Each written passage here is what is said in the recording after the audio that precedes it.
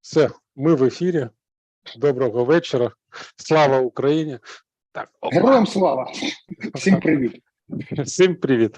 Починаємо, як завжди, у понеділок о 8 вечора з Вадимом Хамахою. Будемо говорити про те, про що говорили того тижня, який вже минув і перейшов плавно у цей тиждень. Як ви вважаєте, що головне було на тому тижні? Як на мене, так це слів типа секретних матеріалів, які американці надрукували вже і в Нью-Йорк Таймс, і CNN, і де тільки їх не надрукували. Але це більше схоже на слів такий ціленаправлений і американський.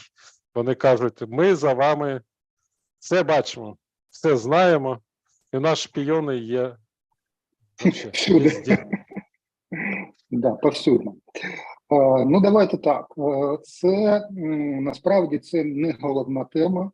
Вона важлива, але не головна. Головна тема – це обговорення того, коли розпочнеться український контрнаступ, на який всі очікують і вже там щось планують, щось розповідають. Насправді, я, як завжди, почну з ситуації на фронті, тому що це визначає геть усе. Те, що ми маємо, те, як ми живемо, і що ми можемо планувати. Минулого тижня лінія фронту майже не змінилася.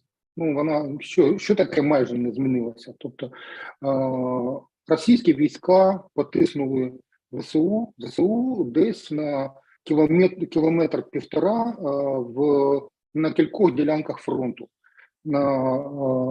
На півночі від Бахмута, трохи посунули нас в районі Кремінної, це лівий берег Сіверського Донця, трохи посунули нас на північ від Авдіївки, це Новобахмутівка, там десь на кілометр-півтора теж. І в Мар'їнці, на півдні Мар'їнки, там теж десь на кілометр все посунуло. Це було зроблено дуже великою ціною, дуже великою, я підкреслюю, тому що це реально так. Попри дуже потужну артилерійську підтримку і авіаційну підтримку з повітря, ракети, бомбові удари. Тобто, було застосовано буквально весь арсенал, який був наявний у російських військ. І все це дало за підсумками тижня всього-навсього пересування на 4 ділянках, буквально там на якісь там сотні метрів, чи кілометр, чи півтори. Це взагалі ніщо. Тобто ми можемо сказати, що ситуація на фронті стабілізувалася. Але що таке стабілізувалося? Насправді бої йдуть запеклі, найзапекліші, які там тільки були. Наприклад, щодня в Мар'їнці наші підрозділи відбивають до 25 до 30 навіть був день, коли було 30 атак за день. Тобто це не можна сказати, що лінія фронту тримається в такому стані, що от так. Ні, насправді все дуже, дуже складно, і наші війська, наші хлопці, вони тримають оборону, я не знаю, над зусиллями. І це саме стосується і хлопців, які наразі в Бахмуті. Я сьогодні не говорив ні з ким, а вчора, я не чув жодної хвилини, поки ми розмовляли, щоб не було вибухів або потужних пострілів. Це не поодинокі постріли, це такі, це обстріли, це реальний і штурм. І коли ми розмовляли, люди так, досить спокійно до цього ставляться, але ж, прилітає і прилітає так потужно. І бій йде за кожен день. Минулого дня, у неділю, 26-ту школу захопили за день. Але ну, ви можете себе зрозуміти, який запеклий бій там був. Тобто вони кидають у цю прірву, вони кидають найкращі підрозділи. Підрозділи морський десант, ну, Вагнер, безумовно. Причому вже Вагнер пішов не той м'ясний, а такий справжній, який вже має бекграунд Сирії і Африки. І вони досить такі впевнені бійці, вони реально атакують. І підтримка їхня, вона досить грамотно побудована. Там і безпілотники, там і реби, там все. І не можна сказати, що це немає просування, майже немає просування, як нам там щодня повідомляють з цих марафонів. Ну, от там відбили там скільки там атак, там 50 чи 60 атак відбили. Насправді це, от що таке відбили атаку, це не просто там відстрілялося якось, ні, це і рукопашні були бої, все, що завгодно було. І закидують гранатами, і стріляють там, ну, буквально там кожен сантиметр простріляний. Тобто ситуація на фронті, ну, досить така, я б сказав, вона... Хлопці тримаються, але це ціною великих втрат. Ми не можемо, я вважаю, що це не наше діло рахувати втрати ворога, ну, тому що йде війна виснажена. Але ми маємо рахувати власні втрати. І власні втрати, ну, досить такі важкі. Нічого не можу сказати, і підрозділи відводять, підрозділи нові заходять на позиції, і ситуація не дуже. Але треба добре намагатися, і підрозділ стоїть, тим краще інформація. Ну, що головне зараз? Я так розумію, що наша команда накопичує боєприпаси, накопичує для якогось удару, Я вибачаюсь, там у вас щось зі звуком невеличкі проблеми. Ну. Зараз я спробую наладити, що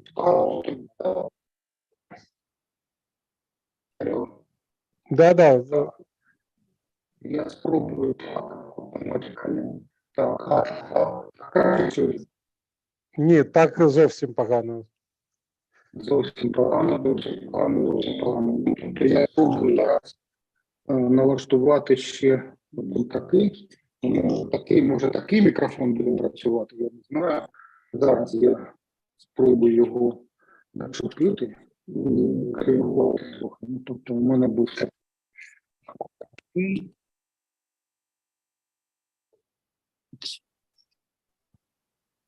А так. Отак гарно, так. Да. Секунду. А як мене чути? Ви коли тільки один мікрофон оці, то гарно вас чутно, а коли... А так. Ну, поговоріть, будь ласка, там. Я вам 1, 2, 3, скажу, 4, 5, 6, 7, 8, 9, 10. Да, нормально. Нормально, да? Так, да, нормально.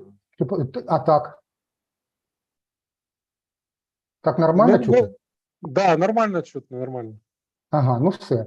Тобто, ну, тепер далі йдемо. Ну, тобто, що у нас зараз головна, яка зараз у нас головна тема? Головна тема у нас не вистачає, ну, в принципі, не вистачає боєприпасів. Тому що для того, щоб вони йдуть. Ну, для того, щоб відбивати ефективніше, ну, треба набагато їх більше. І те, що нам дає зараз Європа, ну це замало реально. Ну, тобто, щоб ви розуміли, там ми в день витрачаємо 7-8 тисяч артилерійських снарядів на день, плюс ще інші боєприпаси. А Франція, там вся Франція виробляє там 2,5 тисячі на день, може, боєприпасів, може там 1,5. Ні, вони планують 2,5, а наразі 1,5. І якщо там з усіх зібрати, то ми витрачаємо боєприпасів набагато більше, ніж виробляє Європа зараз. І те, що от наразі запустили кілька виробництв там у Чехії, у Польщі, у Франції, до речі, у Швеції і в Болгарії. В Великій Британії, начебто, я не знаю цього точно, але те, що говорили, що запустили виробництво боєприпасів. Ну, плюс ще щось приходить з Канади, плюс щось приходить з Сполучених Штатів, і ще щось докупають, наприклад, там, ну, через треті, через четверті руки докупають там в Пакистані, в Африці, де тільки є. Тому що головна проблема наразі – це боєприпаси для артилерії радянського зразку. Тобто 122 мм, 152, міни. І це проблема, реальна проблема. І якщо боєприпасів не вистачає, то це має наслідком це велику кров наших хлопців. І тому ми чекаємо на постачання цих боєприпасів. І те, що нам в Пентагоні говорять про те, що от ми знаємо ваші потреби. Ми знаємо ваші потреби. Вам потрібні ракети для комплексів ППО, вам потрібні ракети для ПЗРК, вам потрібні ракети для ПТРК, вам потрібні боєприпаси артилерійські, вам потрібні боєприпаси для крупнокалиберних кулеметів. От ось те, що вам потрібно. Вам не потрібні наразі літаки, ну, не потрібні нам літаки. Вони так вважають. Ну, вони дають те, що дають. І я вважаю, що йде накопичення зараз. Тобто накопичення для того, щоб це цілеспрямовано застосувати на якихось вузьких напрямах для того, щоб цей контрнаступ відбувся. А якщо подивитися на графіки постачання танків, то ми маємо останні постачання десь наприкінці квітня, на початку травня. І це, ну, я вважаю, що раніше, ніж кінець квітня, нічого не буде.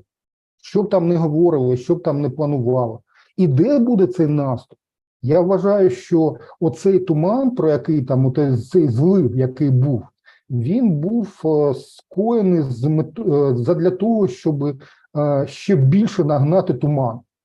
Ну, так само, як було, наприклад, з контрнаступом на Ізюм-Куп'янськ. Я вважаю, що це була, ну, блискавична така, ну, супер операція. Насправді це була, ну, досить добре спланована і досить малими силами, ну, десь 1 к 5 було проти, у нас було 1, у них було 5. І ми взяли, ну, досить велику територію, ми визволили наші Збройні Сили. Це свідчить про те, що все-таки ми щось, ну, наше командування щось робить. Але там було 2 складових. Перша складова – це контрнаступу, перша ділянка – це була Харківщина і північ Луганщини. Так ось на цій ділянці фронту там росіяни втратили досить великі техніку, досить великі були втрати в техніці і в особовому складі. А ось на Херсонщині їм вдалося все ж таки вивести майже всю техніку, вони нічого не кинули, і вони вивели майже весь особовий склад. Тобто вони зазнали не дуже великих втрат. І це не було перемоги насправді. Тобто, якщо все ж таки вони отримали потужний удар на півночі, то на півдні у них було, я б сказав так, це був запланований відхід. І вони це зробили, ну я вважаю, що генерал Суровікін, він не дурний зовсім, і він це зробив досить технічно, і він зміг це пояснити. Тобто у військ не було деморалізації. Тобто війська не побігли, їх було відведено. І це, я вважаю, для них це було досить таким класним рішенням. Тому що на цей котел міг закінчитися втратою там 70 з гаком тисяч військ. І це був би розгром. А так розгрому не було. І від нас, наскільки я розумію, наші партнери, я спілкуюся досить інтенсивно, і вони очікують від нас якоїсь там переможної операції. Що таке переможна операція? Коли ворог зазнає втрат, які вже для нього критичні. Якщо це станеться, то тоді ми можемо говорити вже і про визволення Криму, і про визволення Донеччини всієї, і тоді це буде вже якоюсь перемогою, яку може президент Зеленський і всі інші з команди Зеленського подати як особисту перемогу. І це може бути подано як перемогу виборцям в західних країнах, які ставлять питання щодо витрачання коштів. Тобто всі очікують від нас перемоги.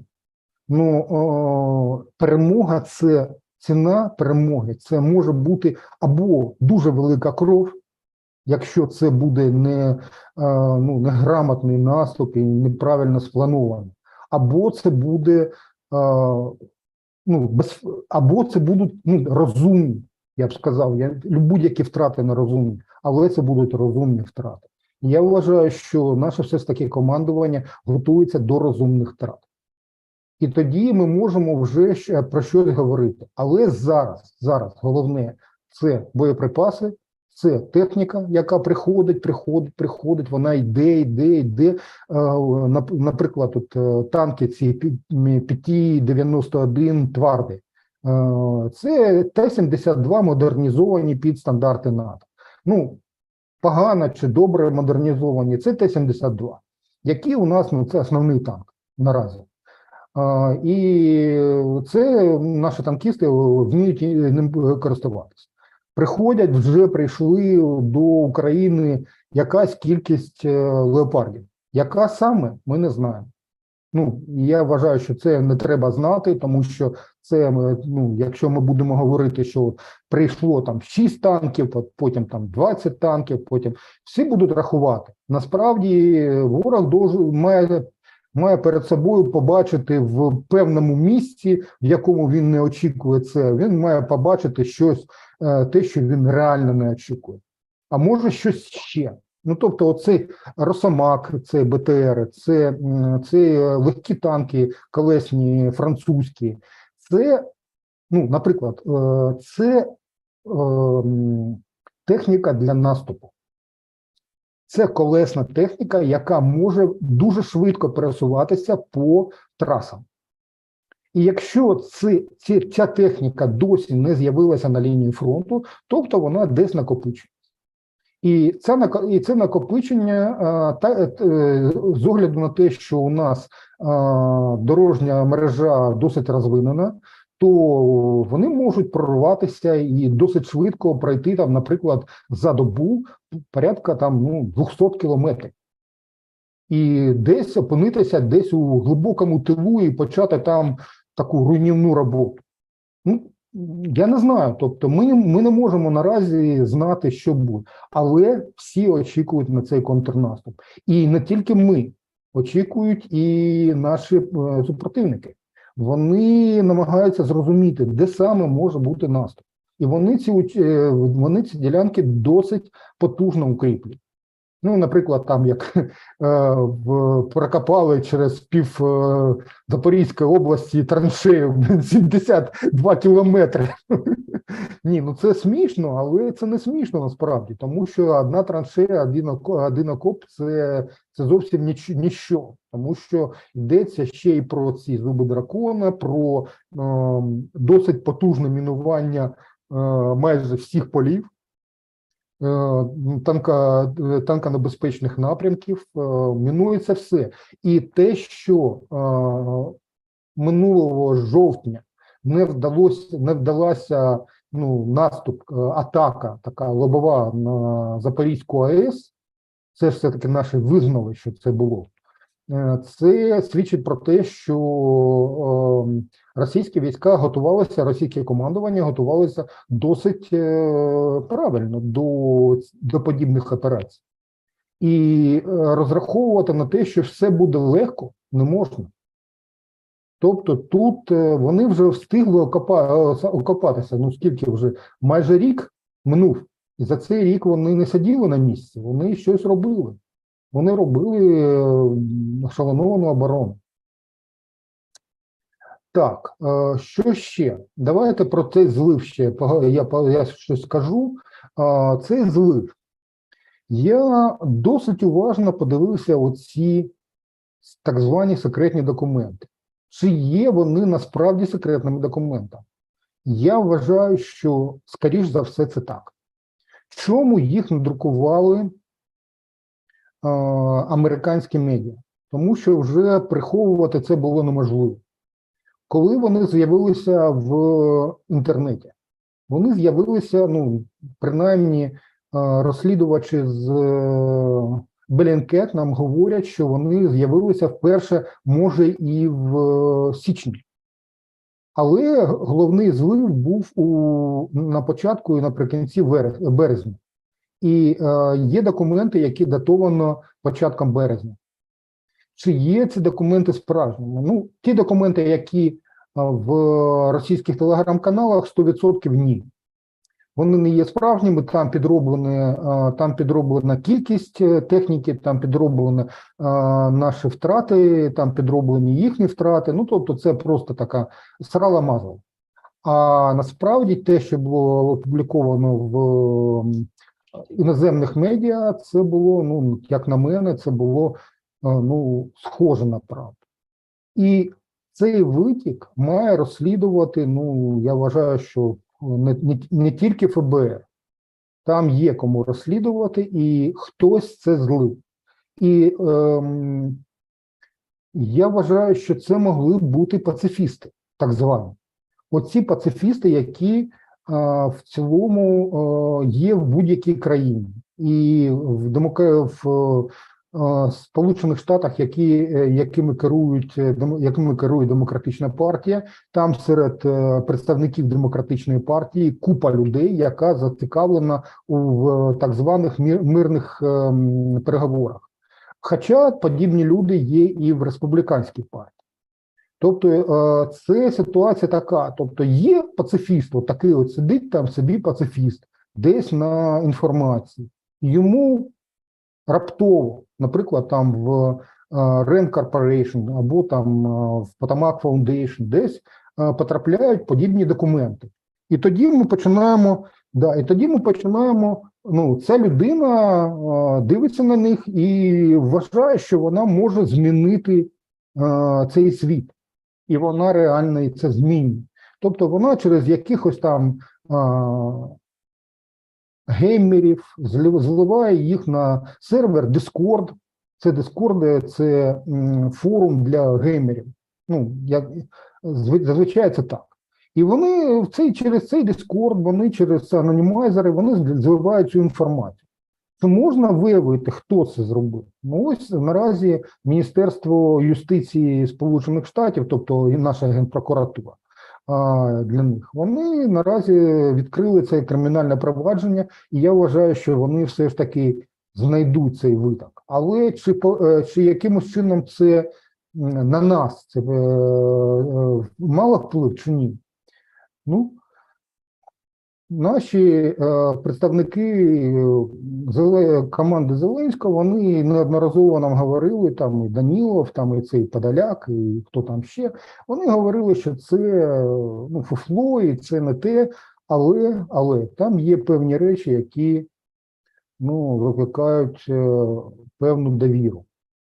І злив інформації про втрати, які ми приховуємо, це, в принципі, для наших супротивників це дуже приємна новина, тому що вони нас в такий спосіб деморалізують, або намагаються деморалізувати. Що ще? Там є певні деталі, які не напрями формування ударних підрозділів, а не місця формування, але певні напрями. І оці напрями, ну, я вважаю, що для нашого Генерального штабу це не дуже. Вони мають внести якісь корективи до того, що було, або не вносити. Тобто вони самі визнають, американські оці спецслужби, вони визнають, що вони мають внутрішніх повідомлювачів і в Генеральному штабі українському, і в Генеральному штабі армії Російської Федерації, і в спецслужбах Російської Федерації, і вони досить, да, і в Кремлі, і вони досить непогано обізнані про ті плани, які має російське командування, російське військове і політичне керівництво. І саме тому я вважаю, що ми маємо певні такі от результати цієї зимової кампанії. Тобто мінімальні, я вважаю, мінімальні результати, які за концентрації 200 з гаком тисяч бійців Росія отримала просування на кілька кілометрів. І навіть не спромоглася взяти Бахмут. Вони наразі вважають, що якщо тут це захоплення Бахмуту, це буде, ну, може бути подане як захоплення Сталінграду. Але ж німці під час Другої світової війни, вони Сталінград так і не захопили. Вони вийшли на певних ділянках, вони вийшли до Волги. Але вони весь Сталінград, вони так і не захопили. І наразі ми спостерігаємо, ну, десь щось подібне. Оцю навалу, тоді була німецька навала, вони теж не рахували своїх солдат, а зараз так само це м'ясо кидають росіяни. І це м'ясо, вони там перемалуються реально елітні підрозділи зараз. І це для нас дуже добре, тому що чим досвідченіший підрозділ знищено, тим краще потім нам, простіше нам буде пересуватися. Тобто, якщо в тилу, якщо вдасться прорвати лінію фронту і закріпитися в тилу, то все може рухнути. І у нас такі певні, ну, натяки на це є. І цей злив, він, як на мене, він не дуже сильно змінив наші плани. Я так вважаю. Або сильно, але, ну, принцип залишився, який був. Тобто до контрнаступу йде підготовка. Так. Ну, майже все. Да? Про ППО ще можна сказати, про те, що ми вже цього тижня будемо отримувати комплекси Айріс-Т, СЛМ і САМП-Т Мамба, і десь за два тижні ми отримаємо Патріоти. Що це нам дасть? Це дасть, Патріоти нам дадуть можливість перехоплювати ракети навіть балістичні. Не всі, але хоча б частково. І це може якимось чином змінити прикриття наших підрозділів навіть на передовій, тому що, ну, все ж таки вони залишать якусь річ. Зараз росіяни використовують дуже багато, скільки? Ну, від 5 до 20 керованих бомб на день. Що таке керована бомба? У нас теж такі є, нам Штати вже надали такі бомби, але росіяни звичайну бомбу 500-кілограмову, вони її модернізували, вони почали таку модернізацію робити ще за радянських часів, і зараз вона працює, реально працює, і вони, ну, вчора, наприклад, вони скинули 4 таких бомби, 2 на Херсонську область і 2 на Донецьку область. Але бувають дні, коли вони застосовують від 20 оцих 500-кілограмових бомб. І якщо вони будуть такі бомби 1,5 тонни використовувати, то це може для нас завдати нам досить потужних втрат. Тому системи ППО, які дають змогу збивати ці бомби, це було б для нас дуже великою підмогою. Я вважаю, що ця допомога нам надійде вже незабаром. І коли вони будуть встановлені на бойове чергування, ми просто будемо мати менші втрати. Так, підводимо таку риску жирну. Наступна тема, яка була, це візит президента Зеленського за кордон і візит до нашого союзника найближчого, це до Польщі. Ну, такий візит, ну, всі там досить прискіпливо подивилися на оцей мотлох, який там стояв там у псевдовійськовому однострої, там в кросівках, і взагалі там, ну, я не розумію, навіщо їм? Вони що, з лінії фронту прямо прийшли? Або вони когось там боронять, або ще роблять. Нахрена їм це прикид? Вони хочуть доказати комусь, що вони беруть участь у бойових діях? Ні. Тобто це була дурня. Ну, така от, ну, розрахована на, я навіть не знаю на кого. Це має назву хуцпа. Тобто оце такий наїзд. І оцей елемент цього наїзду, оцей прикид, оце все таке. Ну, Зеленський там може собі дозволити, як президент, він може ходити там і в кросівках, і в там, я не знаю, там який t-shirt, там на себе там начепити з надписом I am Ukrainian. Але, що я хочу сказати, це не дуже добре виглядало, але все ж таки головні теми було проговорено. І найголовніша тема було не постачання зброї до України. Ні. Головною темою було українське зерно, яким демпінгували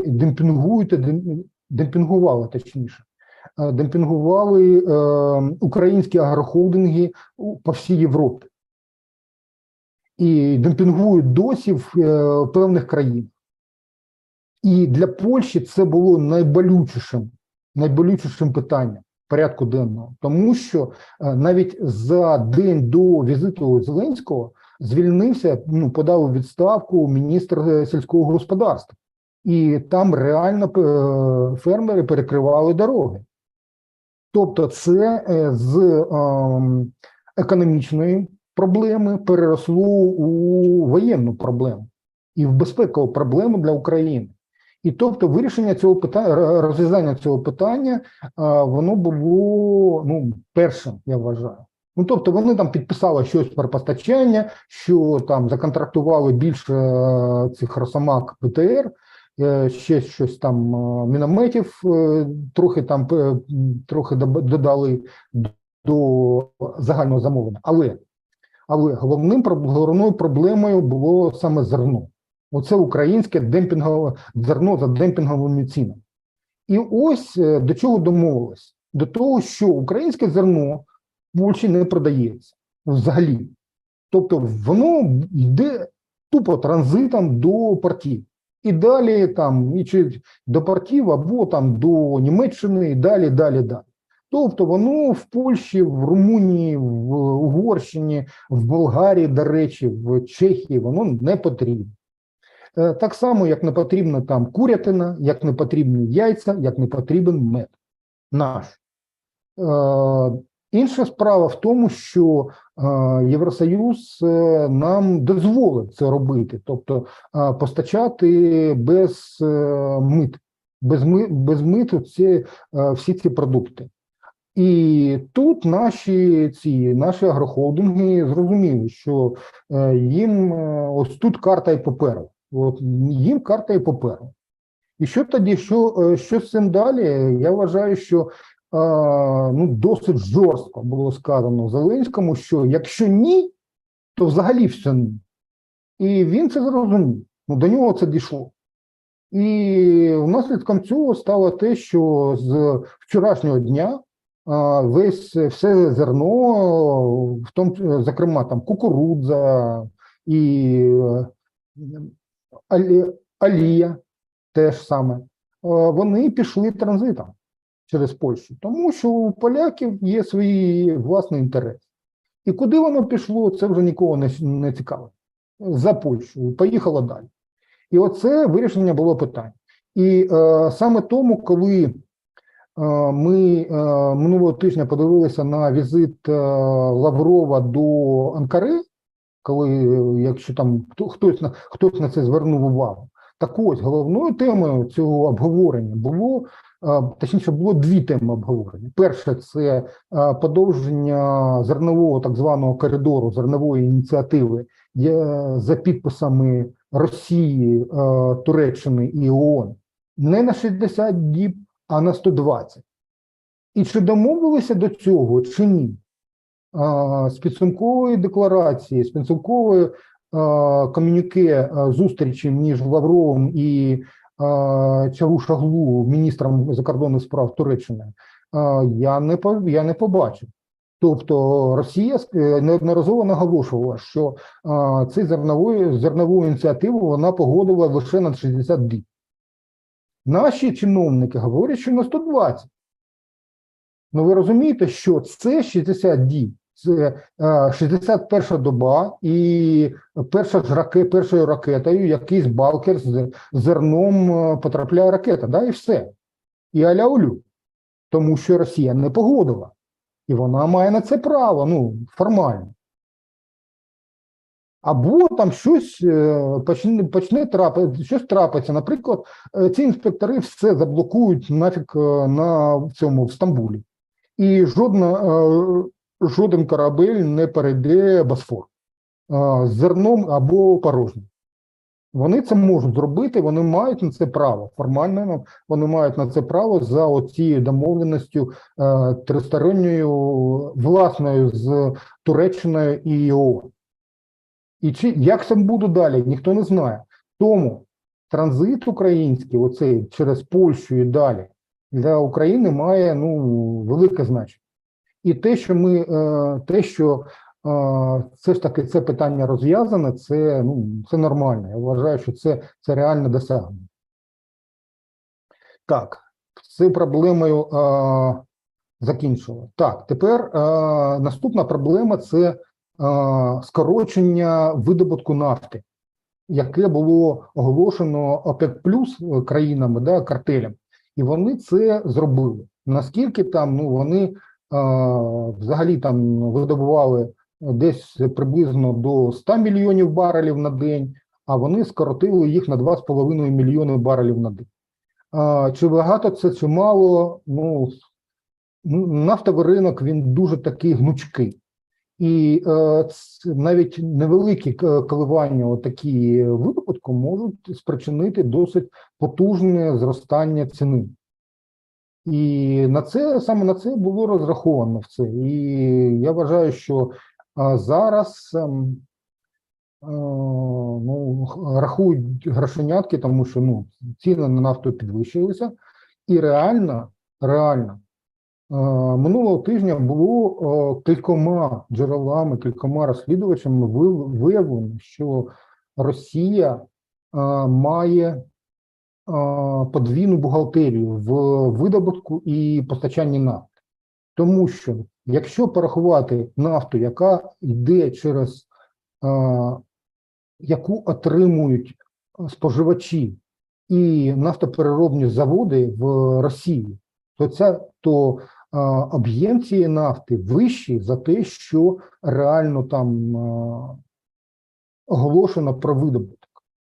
Тобто, я дуже поважаю Андрія Клименка з Чорноморського інституту стратегічних досліджень і Black Sea News. Так ось вони порахували, що кількість танкерів, яка йде з порту Туапсе і Новоросійськ, вона збільшилася. І в березні був найвищий за весь період, з початку війни, найвищий потік нафти. 5,8 мільйонів тонн нафти. Тобто це було круто, насправді. Тобто, куди йшла ця нафта? Вона йшла на Індію, на країни Африки, Китай трохи і без вказання кінцевого споживача. Що це таке? Така нафта зазвичай перевантажується на рейді в Середземному морі на якісь танкери, наприклад, китайські або грецькі, змішуються з іншими сортами нафти, і вона перестає бути підсанкційною. Тобто її можна продавати дорожче за ціну, яка встановлена в G7, Великою Сімкою і країнами ЄС. І це реально обхід. Тобто ми маємо наразі не скорочення, а якщо маємо скорочення, то воно невелике. І оці розповіді про те, що ось російська економіка там загнеться, в них просто є подвійна бухгалтерія. І у них є одні гроші, білі, і є сірі гроші, і є навіть не подвійна, а потрійна, і є чорні гроші. Сірі гроші – це ті, які залишаються в російських компаніях. А чорні гроші – це ті, які залишаються в іноземних компаніях, які є насправді іноземними, тому що вони там зареєстровані, і вони навіть не офшорні. Вони можуть бути і звичайними компаніями. Але вони вже до Росії не мають жодного відношення. І оці гроші, цими грошима Росія купує все те, що їй потрібно. Тобто оцей потік, він дуже такий, вони просто перебудували всю систему постачання. І вони це зробили досить грамотно. Тобто економіку російською керують досить грамотні економісти. Я вважаю, що і Набіулліна, і Мішустін, і Силуанов, вони досить потужні менеджери, кризові менеджери. І вони змогли цей кермо повернути туди, куди потрібно. І розповіді про те, що ось там ухилення від санкцій, там все, так, їм потрохи перекривають, але вони шукають інші варіанти, і вони їх знаходять, на жаль. Тобто, ми можемо наразі розраховувати тільки на перемогу на полі бою, аж ніяк не на наслідки санкцій. І це для нас висновок такий, не дуже втішний, я вважаю, але треба дивитися на це з відкритими очима. Розплющеними очима. Так, що ще? Про минулого тижня було такого, що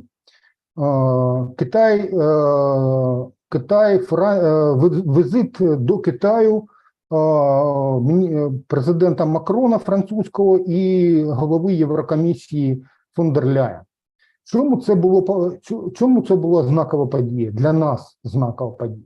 Тому що нам потрібно було зрозуміти, куди дивиться, по-перше, Франція, і куди дивиться, по-друге, Китай. Китай миттєво, вони можуть говорити будь-що, але навчання навколо Тайваня досить були показовими. Вони показали, на що вони розраховують.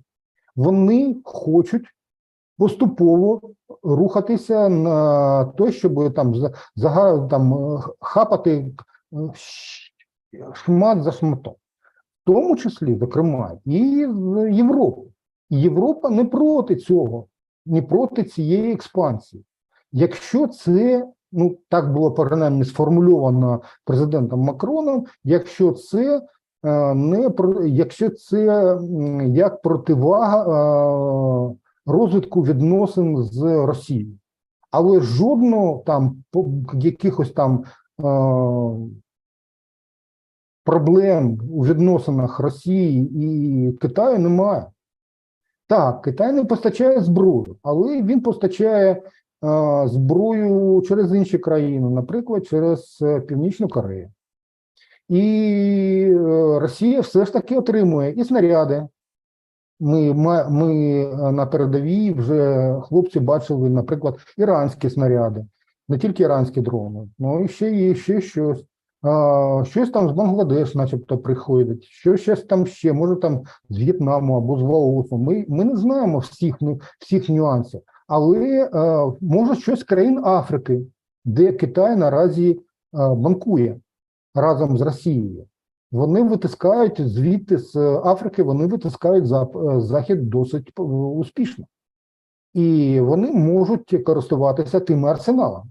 Тобто вони можуть постачати там щось інше, а те, що потрібно російській армії, наприклад, там гелікоптери, ПТРК, снаряди, патрони звичайно, для автоматів Калашникова, наприклад. Це те, що такий розхідний матеріал, вони вистачають їх мільйонам. І це треба десь брати. Тобто потужності заразі вони реально працюють в 3 зміни їхні заводи, але не вистачає все одно. І вони це докупають. Вони докупають це без згоди Китаю, Росія б нічого не отримувала, але вона отримує.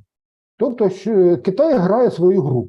І що б там не говорили, Китай не є нашим, навіть не те, щоб союзником, навіть не нейтральною країною для нас.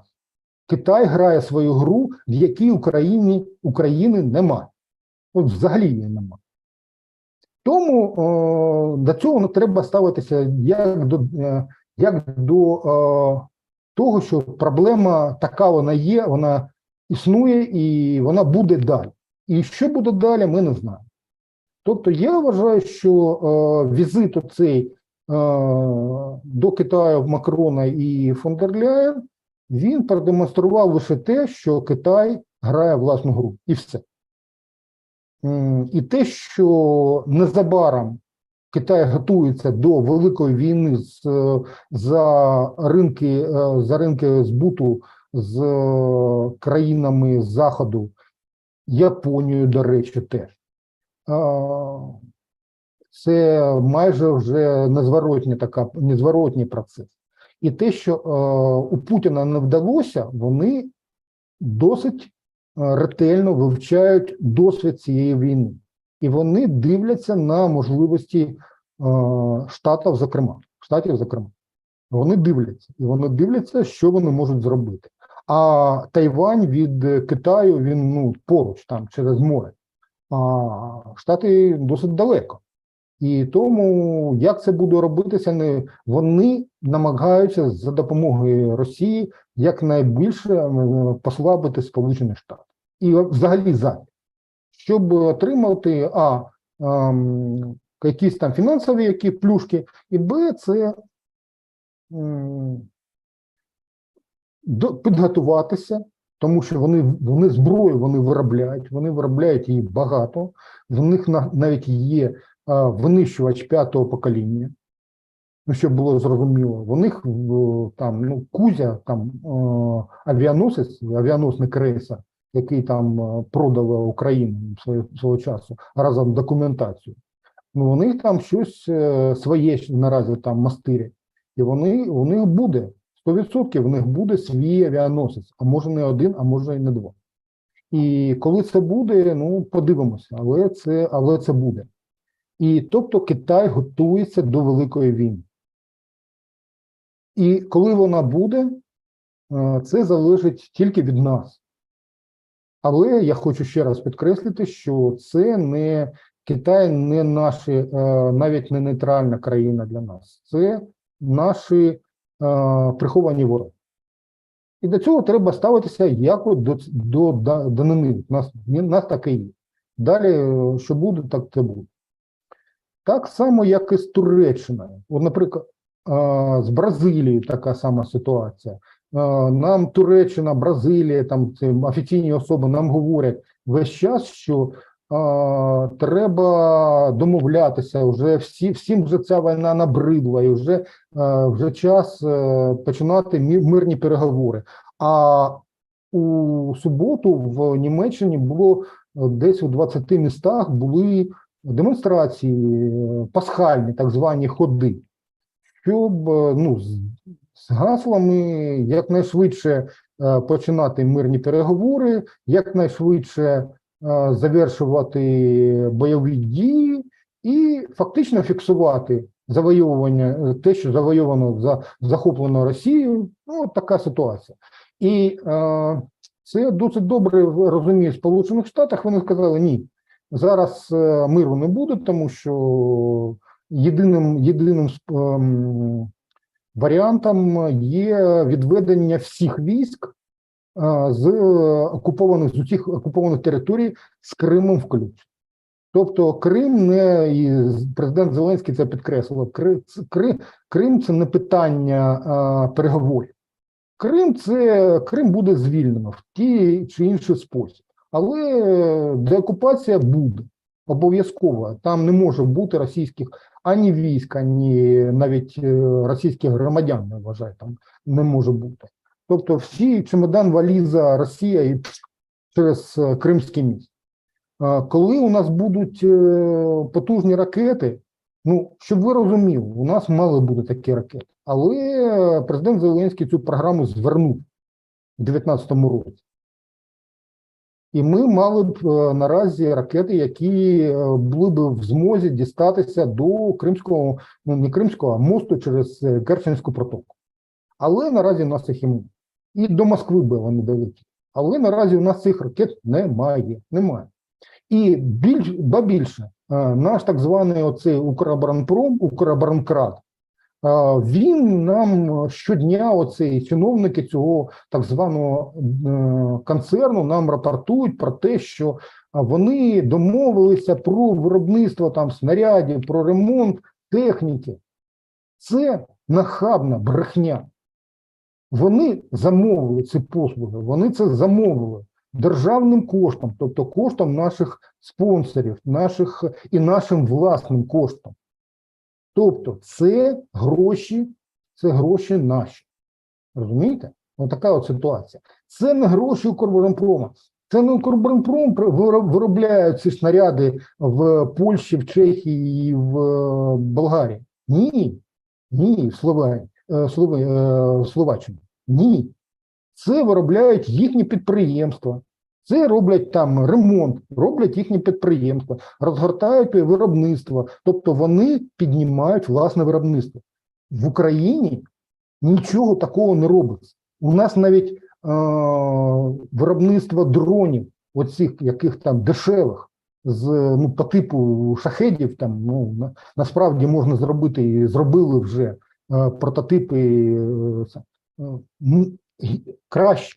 краще, набагато краще. І щодня у нас є повідомлення про те, що там дрон впав, там щось там підірвалося, там в Феодосії там влучило в установку ППО С-300, щось там підірвало її.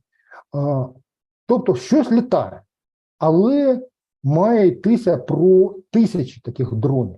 Дешевих, супер дешевих. І для мене це питання таке, а чому це не робиться? Тому що немає державного замовлення. Або воно замале.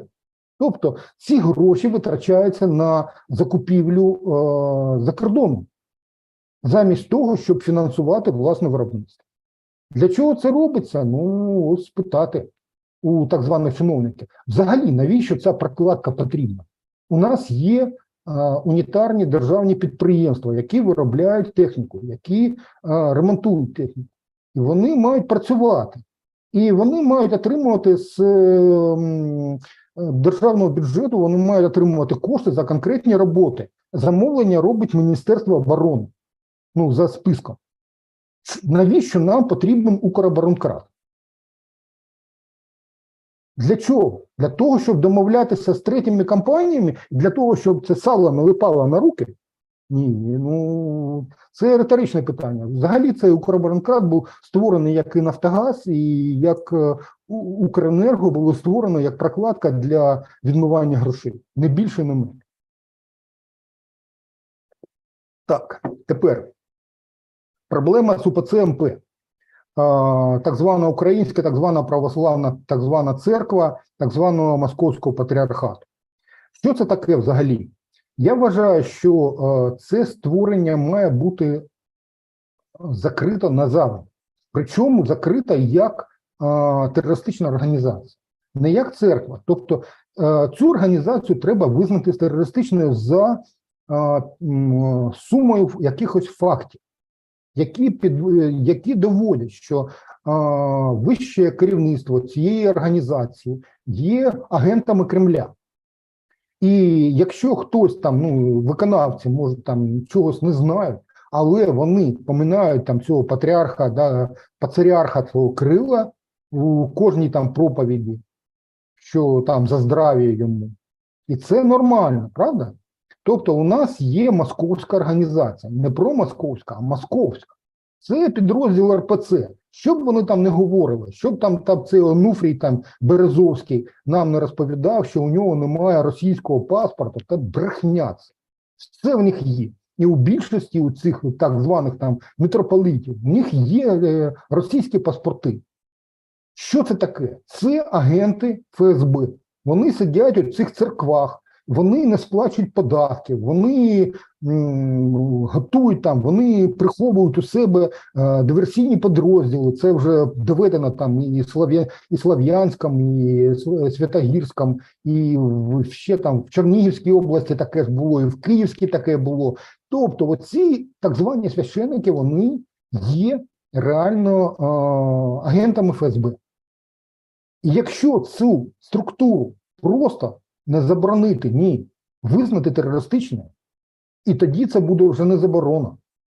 Це буде просто застосування санкцій проти російської структури. Конфіскація майна, безумовно, тому що для них це головне.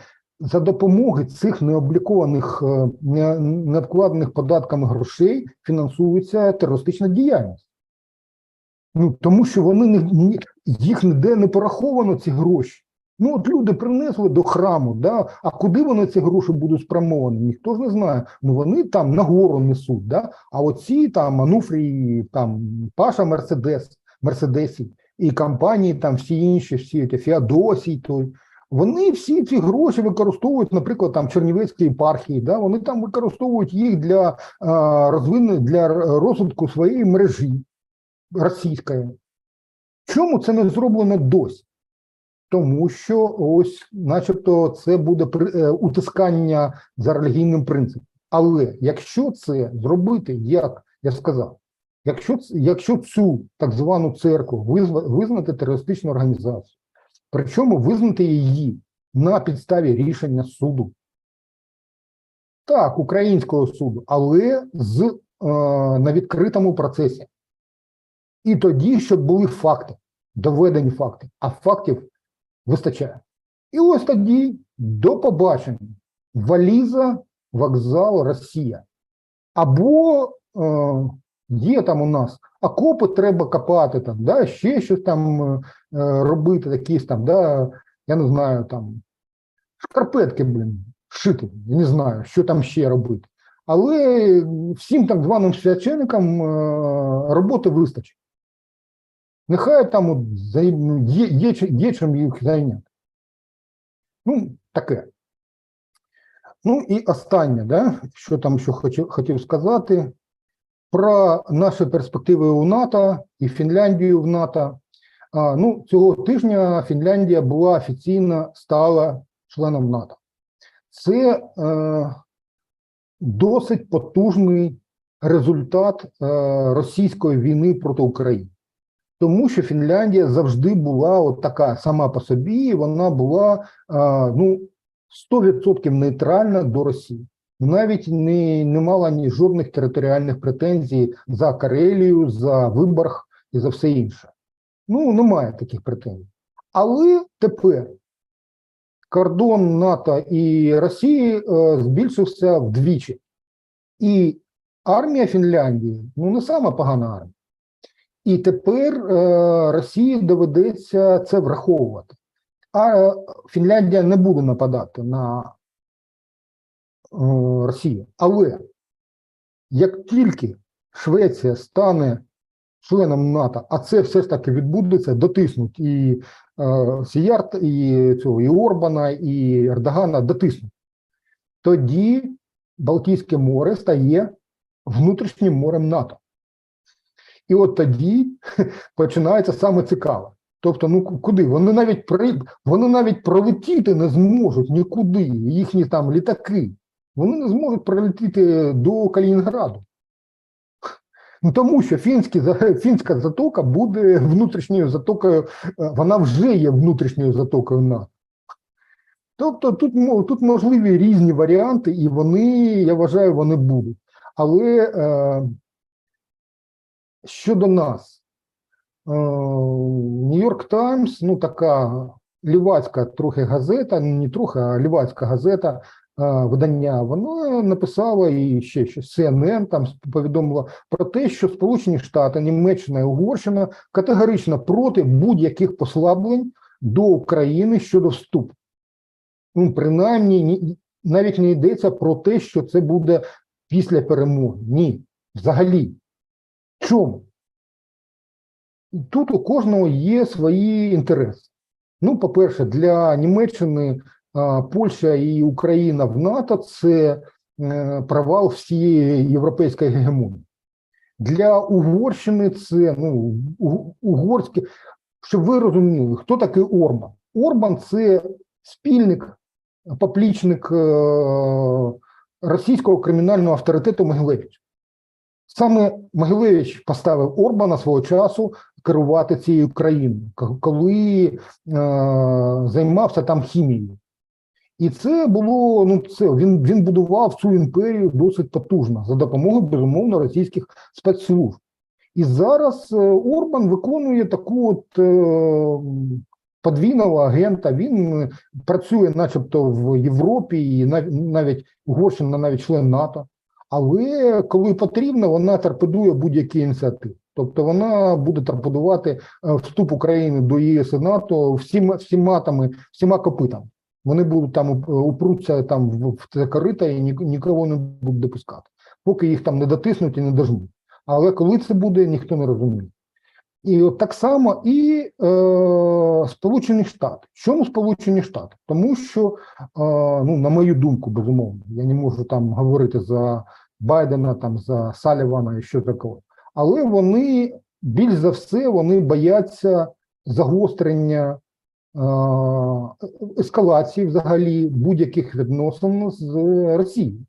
Тому що, ну, яка-ніяка, а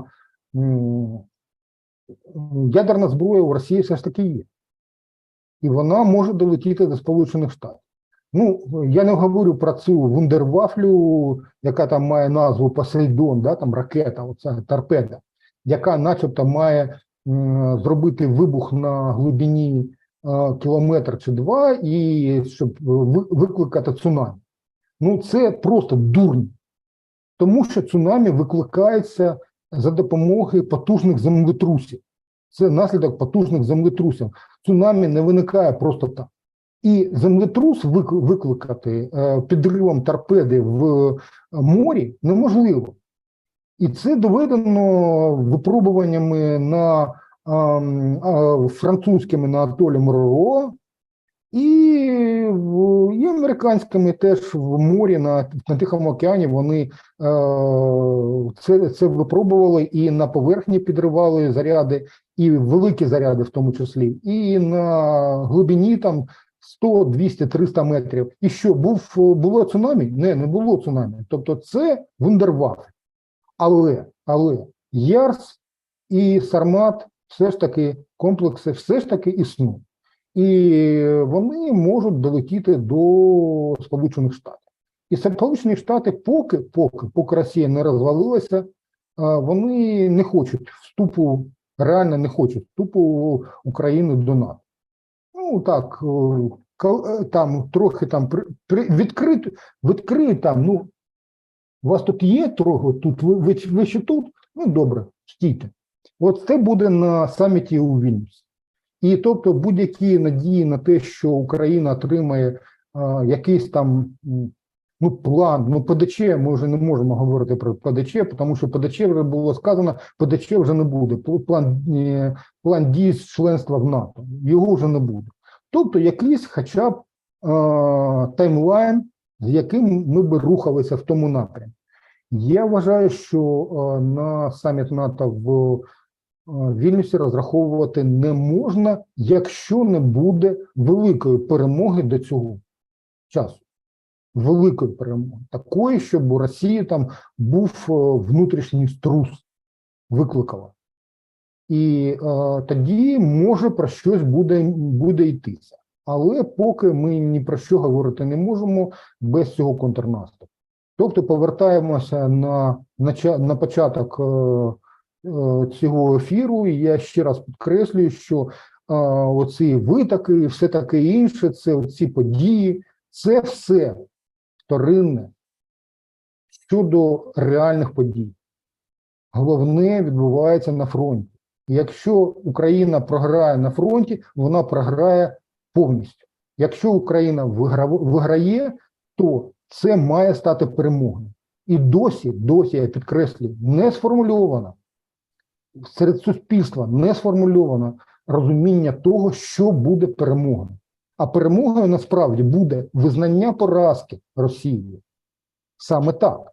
Не вихід там на кордони 91-го року. Якщо вони будуть по нам стріляти щодня, нічого ж не зміниться. Ракети будуть прилітати, шахеди і все інше буде прилітати. Да? Вони будуть топити наші кораблі там в морі. Вони матимуть на це право. Тому що війна не закінчилась. Ба більше, в нас навіть війни між нами немає. І ми досі нафту і газ транзитуємо до Європи. Це нонсенс насправді, але досі не націоналізовано, наприклад, Альфа-банк, досі не націоналізована російська власність Київстар з назвою Київстар, тому що це 100%, це 100% власність Росії. Чому досі вони в це? Тобто ми користуємося стільниковою мережею Київстар, ми фінансуємо Росію. Ну, це зрозуміло, я зрозуміло пояснив. Тому про що говорити ще? Ну, давайте трохи почекаємо, що буде далі, але я ще раз підкреслюю, що все залежатиме від ситуації на лінії фронту. Поки така от, стан біфуркації, тобто туди-сюди може качнутися, але коли це закінчиться, ніхто не розуміє. Останнє це, мабуть, я знову буду закінчувати про все, це буде про корупцію українську. Минулого тижня СБУ і Держбюро розслідувань здійснили обшуки в приміщеннях Харківської обласної військової адміністрації. І що? Хоча б одному, хоча б єдиному чиновнику було пред'явлено якась навіть підозра? Ні. Що трапилося з корупціонерами, які крали вагонами гуманітарну допомогу? Та їх просто звільнили і все.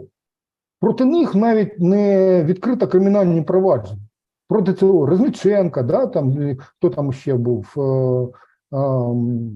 керівник цей Марченко. Проти них нічого немає. А з Київщиною, що є, там оці знайдені гуманітарна допомога на складах, ніхто не постраждав. Тобто це мої хлопці, як було там у Ющенка. Це мої хлопці, не чіпайте їх. Ми так цю війну не виграємо. І це досить добре, виток цих документів, це досить добре продемонстрував, що за нами все ж таки оцей великий брат, за нами все ж таки стег. І у них є власні джерела, які дають їм інформацію. І я вважаю, що це добре. Але це можна повернути в будь-яку сторону. І що буде далі?